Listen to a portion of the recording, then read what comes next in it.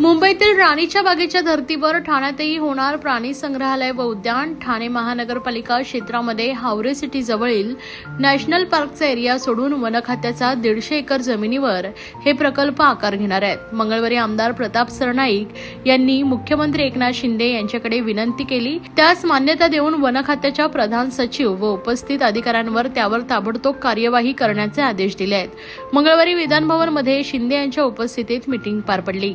ठाणे शहराची लोकसंख्या झपाट्याने वाढते, आजूबाजूच्या शहरामध्ये इमारतीचं बांधकाम वाढत चाललंय। ठाण्यातील नागरिक हिरव्यागार उद्यानाकडे आकर्षित असल्यामुळे अशा प्रकारचं उद्यान निर्मित केल्यास आजूबाजूच्या महापालिका क्षेत्रातील आबालवृद्धांना या उद्यानाचा फायदा होईल।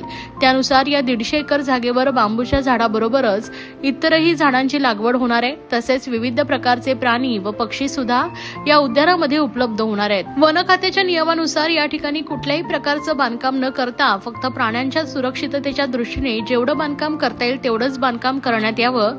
त्यापैकी बहुतांश बांधकाम हे लाकडाचं असावं असाही अभिप्राय वन खात्याच्या अधिकाऱ्यांनी दिलाय। या बैठकीला मुख्यमंत्र्यांचे प्रधान सचिव विकास खारगे, अतिरिक्त प्रधान सचिव IS चहल, नगरविकास खात्याचे प्रधान सचिव असीम तर ठाणे महानगरपालिका आयुक्त सौरभ राव या आदींसह इतर अधिकारी उपस्थित होते।